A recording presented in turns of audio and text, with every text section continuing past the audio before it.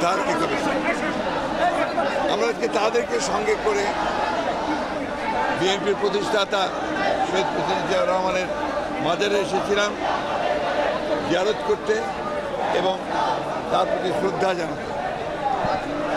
আমরা আজকে এই দুই অত্যন্ত প্রখ্যাত ব্যক্তিত্ব তাদেরকে বিএনপি কমিটি স্থায়ী কমিটিতে যে ইনক্লুড করা হয়েছে, তাদেরকে অন্তর্ভুক্ত করা হয়েছে, সেই জন্য আল্লাহ তাআলার কাছে আমরা শুকরিয়া আদায় করছি এবং আল্লাহদের কাছে এই দোয়া করছি যে তাদের এই অন্তর্ভুক্তিকরণ বাংলাদেশের রাজনীতিকে আরও আধুনিক করতে এবং বর্তমান গণতান্ত্রিক আন্দোলনকে আরও সুদৃঢ় করতে একটা অনন্য ভূমিকা রাখবে বলে আমার বিশ্বাস। আপনি জানেন যে মেজর হাফিজ তিনি তার মুক্তিযুদ্ধের সময় থেকেই তিনি তার অবস্থান থেকে সুদৃঢ় করেছেন। পরবর্তীকালে রাজনীতিতেও তিনি অত্যন্ত গুরুত্বপূর্ণ ভূমিকা রেখেছেন। ডক্টর জাহিদ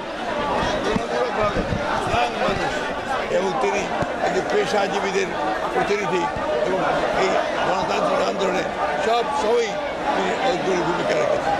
আমরা তাদের এই অন্তর্ভুক্তিতে আমরা সবাই অত্যন্ত আনন্দিত এবং আশান্বিত হয়েছি যে বিএনপি রাজনীতি এখন আরও সামনের দিকে এগিয়ে যাবে।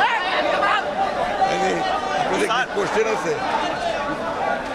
প্রশ্ন আছে স্যার, দুটো প্রশ্ন আছে। একটা হচ্ছে যে পলাতক প্রধানমন্ত্রী শেখ হাসিনা ভারতে অবস্থান নিয়ে বলা হচ্ছে যে সেখান থেকে ষড়যন্ত্র করছে, তো সেই ক্ষেত্রে আসলে ভারতের প্রতি আপনাদের আর দ্বিতীয় আরেকটা প্রশ্ন হচ্ছে যে এই নির্বাচনের বিষয়ে, সামনে যে নির্বাচন নিয়ে আপনারা ভাবছেন সেই বিষয়টা, সেই পরিবেশটা তৈরি করতে আসলে আপনারা কি করতে আছেন? একটা ছাত্র জনতার অভ্যুত্থানের মধ্যে দিয়ে, বিপ্লবের মধ্যে দিয়ে ফ্যাসিবাদী ফ্যাসিস্ট অত্যাচারী নির্যাতনকারী হত্যাকারী নিপীড়নকারী শেখ হাসিনা দেশ ছেড়ে তার জনগণকে ছেড়ে পালিয়ে গেছে। দুর্ভাগ্য আমাদের যে আজকে পার্শ্ববর্তী দেশ ভারত তাকে আশ্রয় দিয়েছে। সেখান থেকে তিনি আবার এই বাংলাদেশের বিপ্লবকে, সংগঠিত যে বিপ্লব সেটাকে নস্যাৎ করবার জন্য বিভিন্ন রকম চক্রান্ত শুরু করেছে। এই দেশের মানুষ শেখ হাসিনার যে অপরাধ, এই অপরাধকে খাটো করে দেখে না। তারা মনে করে যে গত 15 বছর ধরে শেখ হাসিনার এই ফ্যাসিবাদী শাসন বাংলাদেশের স্বাধীনতাকে দুর্বল করে দিয়েছে, তার অগ্রগতির যাত্রাকে ব্যাহত করেছে। আপনারা দেখছেন তার শাসনামলে এই জাতিকে সে 18 লাখ কোটি টাকার ঋণে আবদ্ধ করে গেছে। পাচার হয়ে গেছে প্রায় $100 বিলিয়ন। সেই জাতিকে দুঃশাসন এবং সমস্ত কিছু ইনস্টিটিউশন প্রতিষ্ঠানগুলোকে ভেঙে দিয়েছে। সেই ব্যক্তিকে আজকে এইভাবে ভারতে আশ্রয় দিয়ে ভারত তার যে কমিটমেন্ট টুয়ার্ডস ডেমোক্রেসি, এটা ভারত রক্ষা করেছে বলে মনে হয় না। আমাদের তাই আহ্বান থাকবে ভারতের কাছে যে আপনারা তাকে আইনানুগভাবে আইনের কাছে বাংলাদেশের সরকারের কাছে তুলে দেন এবং দেশের মানুষ যে সিদ্ধান্ত দিয়েছে সেই সিদ্ধান্ত হচ্ছে তার বিচার করা, সেই বিচারের সম্মুখীন তাকে হতে দেন। একই সঙ্গে আরেকটা প্রশ্ন করেছেন আমরা নির্বাচন নিয়ে আমাদের বক্তব্য আমরা আগেও বলেছি, এখনও বলছি। এই সরকার হচ্ছে একটি গণ-অভ্যুত্থানের পরে বিপ্লবের মধ্যে দিয়ে এই ইন্টারিম গভর্নমেন্ট অন্তর্বর্তীকালীন সরকার এসছে। তাদের প্রধান কাজ হচ্ছে নির্বাচন করে জনগণের হাতে, প্রতিনিধিদের হাতে ক্ষমতা তুলে দেওয়া। তবে আমরা মনে করি যে জঞ্জাল আওয়ামী লীগ সরকার সৃষ্টি করে গেছে, সেটাকে দূর করতে অবশ্যই কিছু সময়ের দরকার।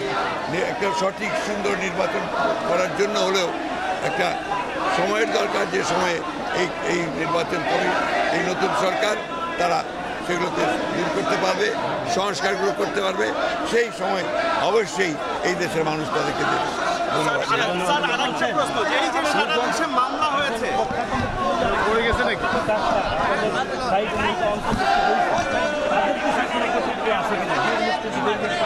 তাদের ফোনটা শুনেন তাদের কাছ থেকে। আমি তারপরে ওনারা বলবেন আমার বড় শেষ। স্যার, সারা দেশে যে মামলা হয়েছে এই মামলাগুলোর বিচার কাজ দ্রুত শুরু করার ব্যাপারে আপনাদের কোনো ইয়ে আছে? এই সরকারের বয়স কত হয়েছে বলেন? 1 মাস বলেন 11 দিন। 11 দিনে ওরা যা কাজ করেছে সেটা নিঃসন্দেহে প্রশংসার কাজ, এবং they are settling down, they will definitely.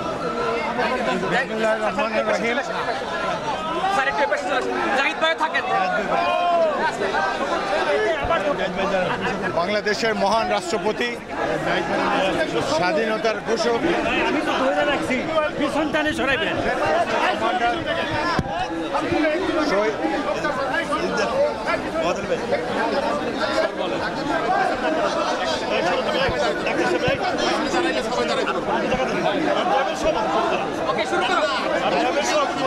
বাংলাদেশের মহান রাষ্ট্রপতি, স্বাধীনতার ঘোষক, মুক্তিযুদ্ধের জেড ফোর্সের কমান্ডার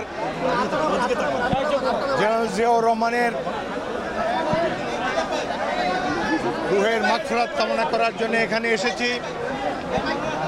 তিনি বাংলাদেশের এক বিরল ব্যক্তিত্ব। রাষ্ট্র ক্ষমতায় অধিষ্ঠিত থাকার পরও যাকে দুর্নীতি কখনো স্পর্শ করতে পারে নাই।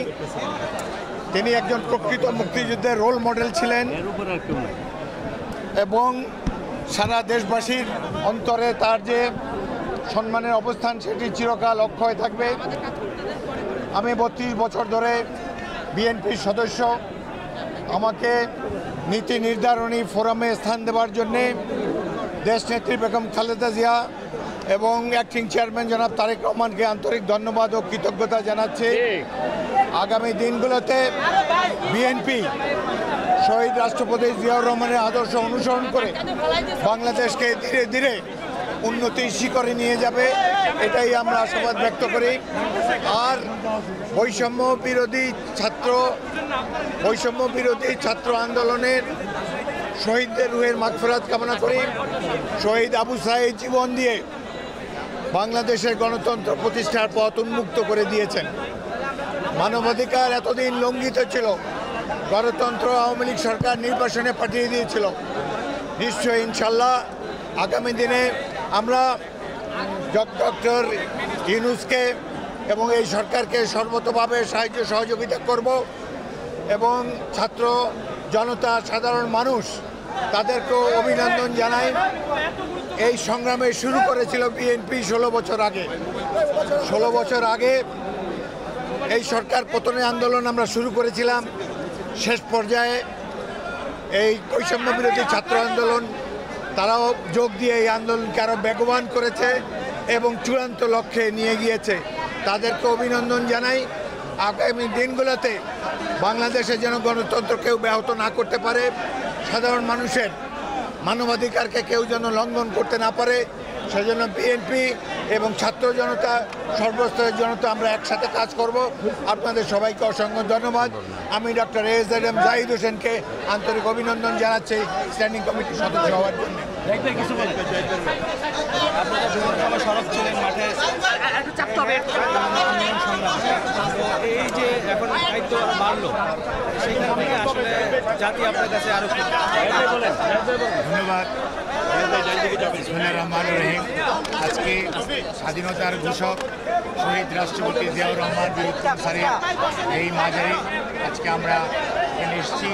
আমি মহাসচিব সহ মেজর হাফিজউদ্দিন বীর বিক্রম উনি সহ আমাদের নেতাকর্মীদেরকে নিয়ে শুধুমাত্র শহীদ রাষ্ট্রপতি জিয়াউর রহমান স্যারের প্রতি শ্রদ্ধা নিবেদন, তার আত্মার মাগফিরাত কামনা করা।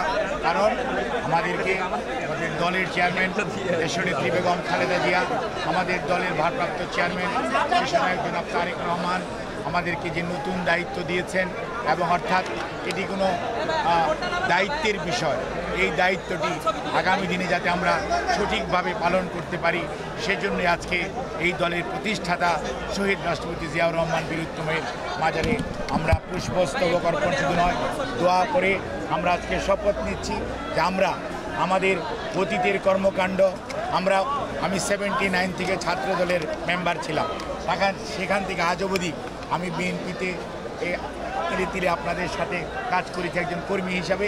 কাজে আমি মনে করি গণতন্ত্র পুনরুদ্ধারের আন্দোলন বিএনপি যেটা শুরু করেছিল 2009-এর ডিসেম্বর থেকে, অর্থাৎ এই দেশের গণতান্ত্রিক আন্দোলন করতে যে সমস্ত আমাদের ভাইয়েরা গুম হয়েছে, শহীদ হয়েছে, যারা হারিয়ে গেছে তাদেরকে আমরা খুঁজে বের করব এবং যারা শহীদ হয়েছে তাদের আত্মার মাগফিরাত কামনা করে সেই সাথে সর্বশেষ যেই প্রেক্ষাপটে আজকে ছাত্রদের যে বৈষম্য বিরোধী আন্দোলন সেটি জনতার অংশগ্রহণে ছাত্র জনতার অভ্যুদয় হয়েছে এবং অভ্যুত্থান হয়েছে, যার মাধ্যমে স্বৈরাচার পালিয়ে গেছে। দেশ আজকে একটি নবতর স্বাধীনতা। একবার আমরা 16 ডিসেম্বর বিজয় দিবস হয়েছিল, আর এবার সত্যিকার অর্থে 5ই আগস্ট আবার নতুন প্রজন্ম দেখতে পেল, স্বাদ পেল স্বাধীনতা কাকে বলে, কথা বলার স্বাধীনতা, বাক ব্যক্তি স্বাধীনতা, মানবাধিকার থেকে আজকে আমরা সবাই অনেক দূরে ছিলাম। মানবাধিকার দেশে ছিল না, এক ব্যক্তির শাসন ছিল, সেখান থেকে আজকে দেশ মুক্ত হয়েছে। কাজেই ছাত্র জনতার এই আন্দোলনে আমাদের হাজারেরও অধিক ছাত্র সহ রাজনৈতিক নেতা কর্মী, বাংলাদেশ জাতীয়তাবাদী দল সহ সকল এই স্বৈরাচার বিরোধী আন্দোলন করতে যে ছাত্র কৃষক জনতা রাজনৈতিক কর্মীরা শাহাদত বরণ করেছে তাদের আত্মার মাগফিরাত কামনা করি তাদের, এবং সেই সাথে এই সাংবাদিকরাও আপনাদেরও 4 জন সহকর্মী এখানে শাহাদত বরণ করেছে। সাগর রুনির আজ পর্যন্ত কোনো ধরনের বিচার তো শুধু দূরের কথা, একটি তার যে রিপোর্ট দেওয়া সেটি পর্যন্ত হয়নি। কাজে এই সিচুয়েশনে আমরা মনে করি এখন দেশ সকল অনাচারের ঊর্ধ্বে উঠে ডক্টর ইউনূস সাহেবের নেতৃত্বে যে অন্তর্বর্তীকালীন সরকার, তারা দ্রুত মহাসচিবের বক্তব্যের সাথে আমরা সবাই এবং দল একমত যে যত দ্রুত সম্ভব সংস্কার করে এবং দেশে একটি গণতন্ত্র অর্থাৎ জনগণের অধিকার যেটা হারানো গণতন্ত্র সেটি ফেরত দিয়ে এদেশের মানুষের সরকার প্রতিষ্ঠা হবে। আইনানুগভাবে যারা অন্যায় করেছে দেশের মানুষ প্রচলিত আইন অনুযায়ী সে বিচার দেখতে পাবে। তাহলেই কেবল সেই আবু সাঈদ মুগ্ধরা কবরে যে শান্তি পাবে, তাদের আত্মার তখনই সেখানে সত্যিকার অর্থে সার্থক হবে। আপনাদের সবাইকে আমারও সহযোগিতা চাই এবং পথ চলতে যে ভুল ত্রুটি হতে পারে সেই ক্ষেত্রে মনে রাখবেন যে সাংবাদিকরা সত্যিকার অর্থে আপনারা হচ্ছেন গণতন্ত্রের অন্যতম স্তম্ভ, কাজে রাষ্ট্রের স্তম্ভ। আমরা চাইব আপনাদের কাছে সব সময় আপনাদের যে ভূমিকা, যেটি আপনারা এতদিন দেখাতে পারেন নাই, আপনারা 4 তারিখেও টিভিতে দেখাতে পারেন নাই 4 তারিখের ঘটনা কি, 5 তারিখ দুপুরের পর থেকে আপনারা দেখাতে পেরেছেন। আমরা চাইব সব সময় গণমাধ্যম এবং মত প্রকাশের স্বাধীনতা সবসময় অটুট থাকুক, যাতে কেউ আর অতি স্বৈরাচারী হওয়ার দুঃসাহস না দেখায়। স্বৈরাচারের যে পতন হয়েছে সেই স্বৈরাচারের পতন থেকে শিক্ষা নিয়ে একবার 90-এ পতন হয়েছিল, জাতি শিক্ষা নেয় নাই। আর আজকে 2024-এর 5ই আগস্ট যে পতন হয়েছে, গত 860 বৎসর পরে লক্ষণ সেনের বংশধরের মতো তারা পালিয়ে গেছে।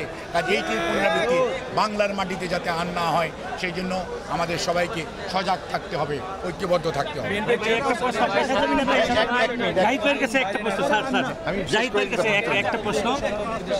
আপনারা জানেন দেশনেত্রী বেগম খালেদা জিয়া এই মুহূর্তেও এবার কেয়ার হসপিটালে চিকিৎসাধীন আছে। আপনারা দেখতে পাবেন কখন কোথায় কোন দেশে উনি চিকিৎসার জন্য যাবেন, কারণ উনি তো অসুস্থ। ওনার তো যাওয়ার মতো, ফ্লাই করার মতো যে সুস্থতা সেটি মেডিকেল বোর্ড যখন ফিল করবে, পরামর্শ দিবে, তখনই যাওয়ার ব্যাপারে সিদ্ধান্ত হবে। একটা প্রশ্ন পেশাজীবী নেতা হিসেবে যে বিভিন্ন গণমাধ্যম আপনি কি সংস্কারের পক্ষে কিনা, বা এই ধরনের আপনি পেশাজীবী নেতা হিসেবে কি মনে করেন?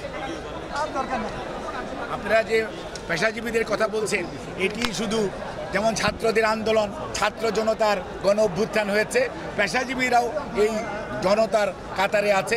অর্থাৎ পেশাজীবীরা এই দেশে কোনো আলাদা শ্রেণী নয়, অর্থাৎ জনগণের সাথে এক কাতারে কাতারবদ্ধ হয়ে 52তেও পেশাজীবীরা ছিল, 69-এর গণ অভ্যুত্থানেও ছিল, 71-এর মুক্তিযুদ্ধেও পেশাজীবীর অংশগ্রহণ করেছে, 90-এর স্বৈরাচার বিরোধী আন্দোলনে ডাক্তার মিলন সহ অনেকেই শাহাদত বরণ করেছে। কাজেই এইবারও খালি সাংবাদিক গেছে মারা গেছে তা না, আমাদের চিকিৎসকও শহীদ হয়েছে, কাজেই ইঞ্জিনিয়ার শহীদ হয়েছে, কৃষিবিদ শহীদ হয়েছে, শিক্ষক শহীদ হয়েছে। কাজে আমরা কাউকে আলাদা করতে চাই না, আমরা চাই এদেশের ছাত্র জনতা সম্মিলিতভাবে গণতন্ত্র পুনরুদ্ধারের আজ আন্দোলনে ছিল, আছে, থাকবে। আগস্ট বিপ্লব সম্পর্কে আমি একটু অ্যাড করতে চাই। এই আগস্ট বিপ্লবে বাংলাদেশের দেশপ্রেমিক সেনাবাহিনী শেষ মুহূর্তে এসে জনগণের সাথে একাত্মতা ঘোষণা করে স্বৈরাচারকে বিতাড়নের জন্য গুরুত্বপূর্ণ ভূমিকা রেখেছে। সেই জন্য সেনাবাহিনীর, সশস্ত্র বাহিনীর, সামরিক বাহিনীর প্রত্যেকটি সদস্যকে আমি আন্তরিক ধন্যবাদ জানাই।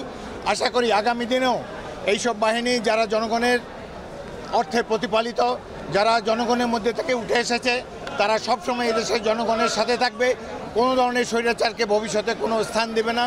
সেই জন্য তাদেরকে আবারও ধন্যবাদ জানাই। এবং বিএনপিরও 200 কর্মী এই আগস্ট বিপ্লবে শহীদ হয়েছে, তাদেরও রুহের মাগফিরাত কামনা করি। আপনাদের সবাইকে ধন্যবাদ।